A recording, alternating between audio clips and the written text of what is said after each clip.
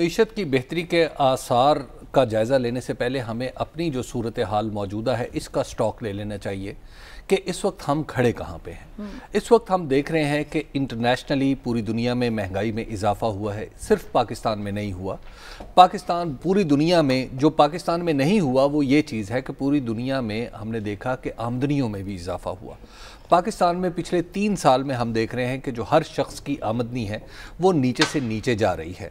पाकिस्तान का जो per capita GDP, जो एक स्टैंडर्ड होता है किसी मुल्क की आमदनी का और उन लोगों की जो उन लोगों के मेयार ज़िंदगी को जज करने का, उसके एतबार से भी अगर हम देखें तो हम नीचे की तरफ आए हैं। तो लिहाजा इस हुकूमत को अब जो ये चौथे साल में आ चुकी है, पिछले 3 साल में ये जो कुछ कर सकती थी इसने नहीं किया। इसने तरह तरह के तजुर्बात किए। इसने पहले असद उमर के ज़िम्मे इकॉनमी डाल दी और असद उमर के बजट के बारे में पहले दिन जो मैंने अर्ज़ किया था वो आज तक साबित हो रहा है। इसके बाद इन्होंने हफीज़ शेख के ज़िम्मे ये लेबॉर्ट्री कर दी। उन्होंने अपने हिसाब से मुंशियों की तरह एक खाते खतौनियाँ सीधे करने में पूरे के पूरे मुल्क की मईशत को आप तकरीबन चोक करके रख दिया। उसके बाद अब आ गए हैं हज़रत शौकत तरीन साहब। शौकत तरीन साहब ने एकदम रेस पे पैर रखा, जिसका नतीजा ये निकला कि पाकिस्तान के अंदर जो फौरी ग्रोथ, तो आपको थोड़े नंबर्स नज़र आ रहे हैं, लेकिन वो इतनी गैर मेयारी है या इतनी आप यूँ कहिए कि गैर मुसावी है कि जिसकी वजह से जो अमीर लोग हैं वो तो अमीर होते हुए नज़र आ रहे हैं आपको, लेकिन गरीब लोग जो हैं वो गुर्बत की दलदल में धंसते हुए नज़र आ रहे हैं। आपका जो बहुत बुनियादी क्राइटेरिया है कि इम्पोर्ट और एक्सपोर्ट के दरमियान कितना फ़र्क है वो बढ़ता चला जा रहा है। आपका करंट अकाउंट डिफिसिट बढ़ता चला जा रहा है। लिहाजा इसके असरात जो हैं वो हर शख्स के ऊपर आ रहे हैं। आप ग्राउंड के ऊपर कोई काम नहीं कर सके, जिसकी वजह से ये सूरत हाल यहाँ तक पहुँची है। और मुझे अगर आप ये कहें कि क्या हुकूमत का जो मौजूदा चलन है जी, इसके ऊपर इसी को इख्तियार करते हुए क्या हुकूमत इकॉनमी ठीक कर सकती है, तो इसका जवाब है नहीं।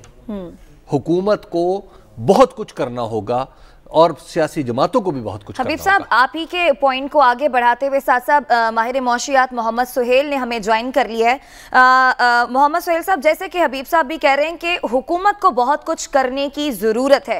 हुकूमत ऐसा क्या करे कि अब जो खराबियां पैदा हो गई हैं वो ठीक हो जाएं। आवाम जो हुकूमत से गिला करती है कि जनाब आपने आमदनी तो नहीं बढ़ाई लेकिन महंगाई का बोझ जो है वो हम पर मजीद लाती है।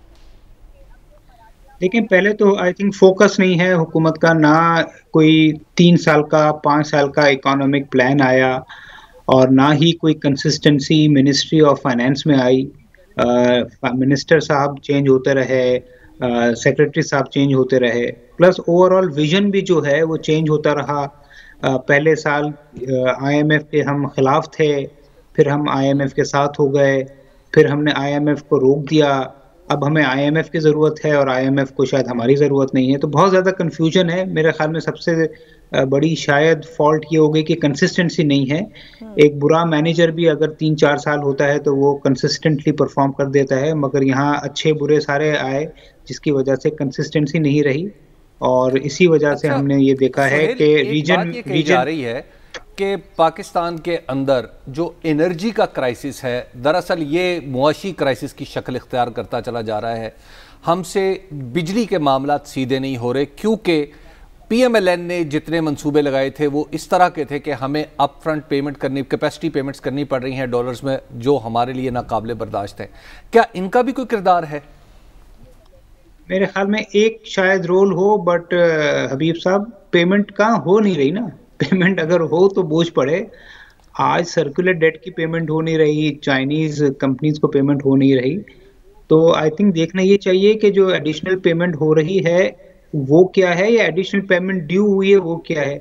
तो मेरे ख्याल में ये एक रीज़न ज़रूर हो सकता है, मगर ये एक्सक्यूज़ नहीं हो सकता। मैं आपको सिर्फ मैन्युफैक्चरिंग की बताऊं, आज की तारीख में टेक्सटाइल पॉलिसी है जो पेंडिंग है, अनाउंस नहीं हुई।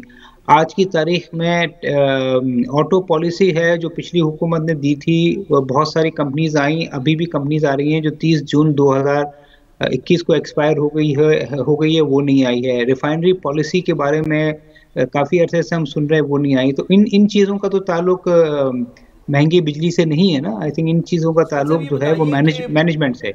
कि जैसे कि आपने भी निशानदेही की, आज सारे पाकिस्तान के अंदर मुख्तलिफ जगहों के ऊपर सियासी कशमकश भी है, मुआशी कशमकश भी है, जिसके अंदर ये बात हो रही है कि जी IMF के साथ क्या शराइत हैं। हमने पेट्रोल की प्राइसेस की वजह से गवर्नमेंट कहती है कि महंगाई ज़्यादा होगी, इंटरनेशनल प्राइसेस बढ़ गई हैं, लोग कहते हैं स्ट्रक्चरल रिफॉर्म्स नहीं हुए। वाकई स्ट्रक्चरल रिफॉर्म्स तो नहीं हुए।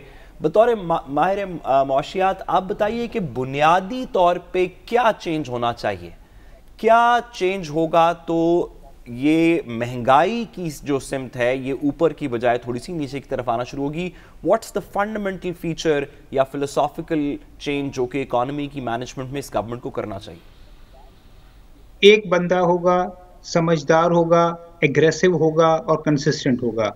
आई थिंक इसकी ज़रूरत है कि अगर एक कंपनी का CEO आता है, वो उसको आप 3 साल या 5 साल है उसको बरकरार रखें और उसको सपोर्ट करें, और सारी जो चीज़ें हैं, चाहे वो महंगी बिजली है, चाहे वो एग्रीकल्चर का मसला है, वो सारी चीज़ें उसको बताई जाएंगी पहले दिन से। तो मेरे ख्याल में एक कॉम्पिटेंट, एग्रेसिव और कंसिस्टेंट मैनेजमेंट की ज़रूरत है, जो हमने नहीं देखी है।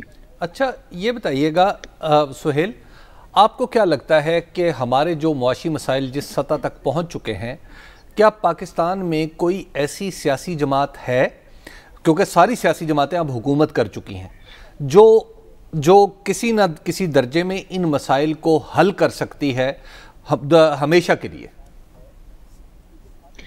देखें, अब आप 3 पार्टियों की बात कर रहे हैं। अब 3 पार्टीज का अगर आप हिस्ट्री देखें तो पीपल्स पार्टी को एग्रीकल्चर फ्रेंडली कहा जाता है। पीपल्स पार्टी के दौर में एग्रीकल्चर ने तरक्की की है। PMLN के दौर में इंडस्ट्रीज ने तरक्की की है। तो दोनों जमातें जो हैं उनके कुछ एडवांटेजेस थे और उन्होंने उसी हिसाब से उसको परफॉर्म किया है। इस गवर्नमेंट का हमें कुछ पता नहीं था, मगर अभी तक की परफॉर्मेंस से लग रहा है कि वो दोनों तरफ नहीं है, वो आई थिंक कंफ्यूजन का शिकार हैं। और यही रीज़न है कि जो परफॉर्मेंस पीपल्स पार्टी जैसी गवर्नमेंट जिसमें हम इनएफिशिएंसीज और करप्शन करते थे, वह उस ज़माने में भी रूरल इकोनॉमी में और एग्रीकल्चर प्रोडक्शन में काफ़ी बेहतरी होती थी। बट अनफॉर्चुनेटली इस दफ़ा हमने वो भी नहीं देखी। इंडस्ट्रियल सेक्टर जो थोड़ा सा पनप रहा था पोस्ट कोविड, वो जो बजट में बहुत ही एग्रेसिव प्रो ग्रोथ पॉलिसीज़ की वजह से अब उसमें भी काफ़ी दुश्वारियां आ रही हैं। और आई थिंक IMF से जो मुज़ाकरात हैं वो भी इसी वजह से ताख़ीर का शिकार हैं कि हुकूमत तय नहीं कर पा रही कि हमें स्टेबलाइजेशन करना है कि ग्रोथ करनी है। मोहम्मद सुहेल, ये बताइएगा, आपने ये बात की कि हुकूमत कन्फ्यूजन का शिकार है, फिर आपने ये भी कहा था कि हुकूमत का फोकस नहीं, क्योंकि हुकूमत ने कोई प्लान नहीं दिया। क्या हुकूमत जो है वो सब हल करना चाहती है, और क्या आप इस बात से इत्तफाक करते हैं कि सारे मामला हल इसलिए नहीं हो रहे कि हुकूमत हल की तरफ तो तवज्जो दे रही है, लेकिन ये मसाइल पैदा क्यों हो रहे हैं ये हुकूमत जानने की कोशिश नहीं कर रही? देखिए, हल करना तो सभी चाहेंगे, कोई भी हुकूमत हो वो चाहेगी मसाइल हल हो, मुल्क तरक्की हो, बट उसको अपने ऑब्जेक्टिव तक पहुंचाने के लिए एक तरीक़ेकार चाहिए होता है। पाकिस्तान के जो हालात हैं, जो फॉरेन एक्सचेंज रिजर्व्स के हालात हैं, जो हमारे डेट की कंडीशन है, उसमें हम पैदल ही चल सकते हैं, हम भाग नहीं सकते हैं। तो हुकूमत या तो हॉस्पिटल में होती है या फिर भागने की कोशिश करती है। यानी हम या तो 2% GDP की ग्रोथ करते हैं या फिर इलेक्शन जीतने के लिए 6% की तरफ भागना शुरू करते हैं। हमें पैदल चलना है। हमारी सॉरी टू से इतनी शायद वर्थ है नहीं कि हम 6% पे ग्रेजुअल फॉरेन चले जाएं। हमें 4% की ग्रोथ 3-4 साल हम करेंगे, उसके बाद हमारे स्ट्रक्चरल रिफॉर्म्स की वजह से फंडामेंटल इतने स्ट्रांग होंगे कि फिर हम अगले 5 साल 5% और फिर अगले 5 साल 6% कर सकें। तो ये आई थिंक ये मरीज़ है, उसको ग्रेजुअली स्लोली चला के उसको सिखाना पड़ेगा कि कैसे भागते हैं।